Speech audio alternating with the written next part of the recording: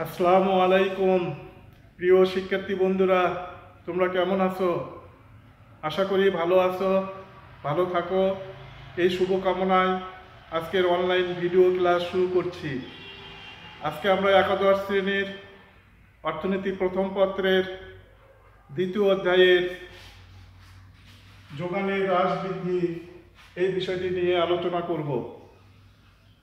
আসলে যোগান বিধি অনুযায়ী অন্যান্য অবস্থা অপরিবর্তিত রেখে দ্রব্যের দামের পরিবর্তনের ফলে যোগানের পরিমাণের পরিবর্তন দেখানো হয়, কিন্তু যোগানের হ্রাস বৃদ্ধির ক্ষেত্রে দ্রব্যের দাম স্থির রেখে অন্যান্য অবস্থার পরিবর্তন ধরা হয়।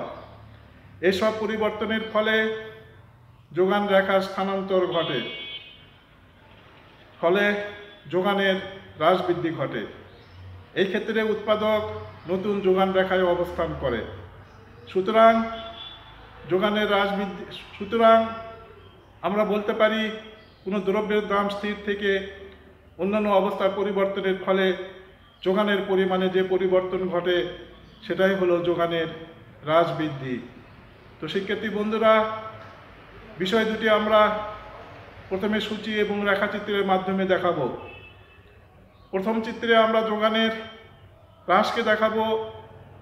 যোগানের হ্রাস হলো কোনো দ্রব্যের দাম স্থির থেকে যোগানকে প্রভাব বিস্তারকারী অন্যান্য উপাদানের পরিবর্তন যদি প্রতিকূলে হয় এবং সেই ক্ষেত্রে অর্থাৎ সেরকম পরিস্থিতিতে প্রতিটি ক্ষেত্রে যদি যোগানের পরিমাণ কমতে থাকে তাহলে সেটাই হলো যোগানের হ্রাস।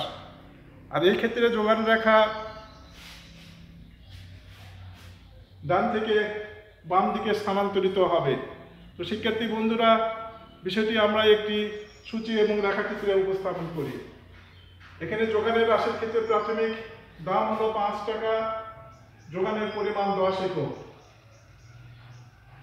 যোগানকে প্রভাব বিস্তারকারী অন্য উপাদানের প্রতিকূল পরিবর্তনের ফলে উৎপাদন হ্রাস পেয়েছে, ফলে যোগানের পরিমাণ হ্রাস পেয়ে 10 থেকে 5 একক হয়েছে। এখানে দাম 5 স্থির রয়েছে। তার মানে এই যে 10 থেকে 5-এ কমে যাওয়া, এটাই হলো যোগানের হ্রাস। বিষয়টি আমরা একটি রেখাচিত্রে দেখাতে পারি। এই রেখাচিত্রে ওএক্স অক্ষে যোগানের পরিমাণ পরিমাপ করা হয়েছে, ওয়াই অক্ষে দাম পরিমাপ করা হয়েছে। এখানে প্রাথমিক যোগান রেখা এসএস, এই যোগান রেখার এই বিন্দুতে আমাদের যোগানের পরিমাণ 10 একক, যোগানের পরিমাণ 10 একক, দাম 5 টাকা, অর্থাৎ 5 টাকা দামে যোগানের পরিমাণ 10 একক।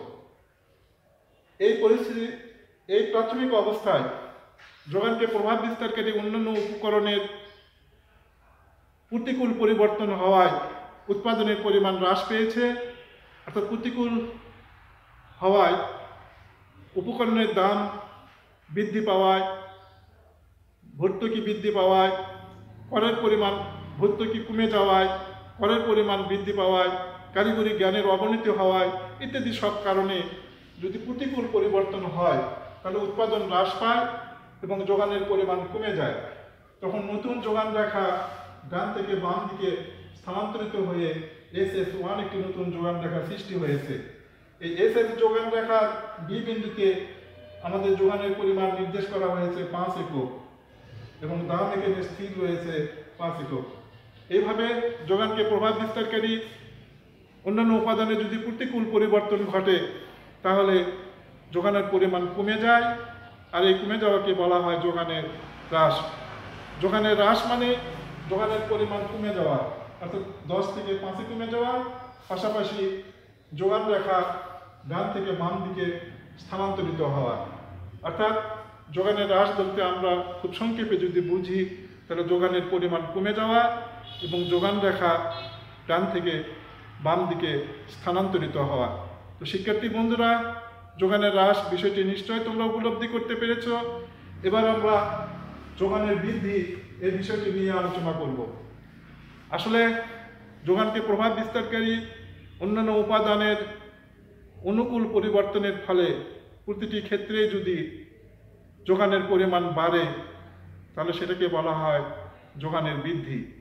এই ক্ষেত্রে যোগান রেখা সমান্তরালভাবে বাম থেকে ডান দিকে স্থানান্তরিত হয়। বিষয়টি প্রথমে আমরা একটি সূচিতে দেখি। সূচিতে প্রাথমিক দাম 5, যোগান 5, দাম স্থির 5, যোগানের পরিমাণ বৃদ্ধি পেয়ে হয়েছে 10, অর্থাৎ যোগানকে প্রভাব বিস্তারকারী অন্যান্য উপাদানের অনুকূল পরিবর্তনের ফলে উৎপাদন বৃদ্ধি পাওয়ায় যোগানের পরিমাণ বৃদ্ধি পেয়েছে। আর এই বৃদ্ধিকে বলা হয় যোগানের পরিমাণ, যোগান বৃদ্ধি পাওয়া এই যে পরিমাণ, এটাকে বলা হয় যোগানের বৃদ্ধি। এই বিষয়টি আমরা একটি রেখাচিত্রে দেখাতে পারি। এই রেখাচিত্রের ওএক্স অক্ষে যোগানের পরিমাণ, ও ওয়াই অক্ষে দাম দেখানো হয়েছে। প্রাথমিক যোগান রেখা এস এস, এই এস এর যোগান রেখার এ বিন্দুতে মোট যোগান 5 একক, অর্থাৎ প্রাথমিক দাম 5, যোগান 5।